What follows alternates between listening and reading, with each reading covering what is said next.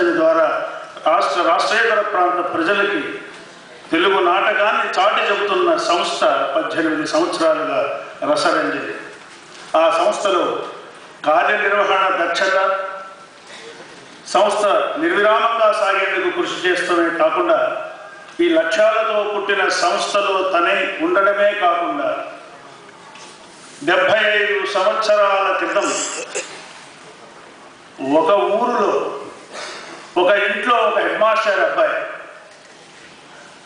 ఒక ఇంట్లో ఒక నాటక రచయితకి సంబంధించి రచయిత ఇంట్లో పుట్టిన మరో రచయిత, ఒక దర్శకుడు ఇంట్లో పుట్టిన మరో దర్శకుడు, అందరికీ విద్య చెప్పే ఒక మాస్టర్కి పుట్టిన ఒక బిడ్డ మళ్ళీ తను వచ్చాయి ఆంగ్లోపాధ్యాయుడుగా అవి ఎన్ని చేసినా ఈ తెలుగు నాటకాన్ని సుసంపన్నం సుస్థిరం చేస్తూ అటు అధ్యాపకులుగా, నటులుగా, రచయితగా, విమర్శకులుగా, ప్రయోక్తగా ఇన్ని సంవత్సరాలు నిర్విరామంగా నాటకాన్ని సేవిస్తూ వస్తున్నటువంటి నిగర్వి నిష్కల్మషమైన వ్యక్తి మా మాస్టర్ డాక్టర్ మొదటి నాగభూషణ్ శర్మ గారు. అదృష్టం అమ్మ సరస్వతి గారు కూడా అధ్యయన విభాగానికి సంబంధించి అధ్యాపకత్వం నెరపిన వాళ్ళిద్దరూ కావడం వల్ల వసుధైవ కుటుంబకంగా మాలాంటి ఎంతో మంది బిడ్డలను హక్కున చేర్చుకుని ఇంత విద్యాదానం చేశారు ఆ దంపతులు.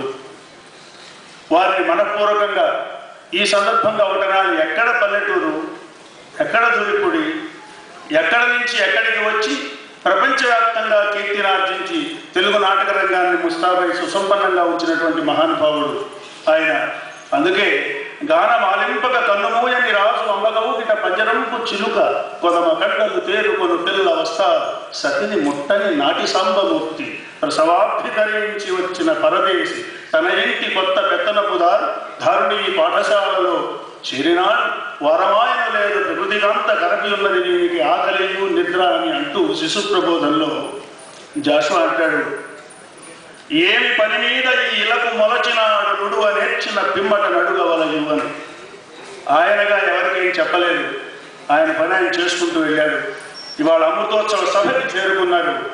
ఆయన నాటక రంగంలో అన్ని విభాగాల్లోనూ కృషి చేశారు. ఏమి పని మీద ఈ ఇలకు మొలచినాడో ఇవాళ వేదిక నుంచి అందరూ మాట్లాడటంలో ఆయన చర్యలు చేష్టలే కానీ ఆయన మాటలు వాక్ ఎక్కడ ఎక్కువ వినం. అధ్యయనంలోనూ అధ్యాపకత్వంలోనూ ఆయా సందర్భాల్లో తప్ప. అటువంటి మహానుభావుల అమృతోత్సవం ఇది. ఏ కార్యక్రమం జరిగినా అంకురారోపణగా సభారంభం ఉంటుంది.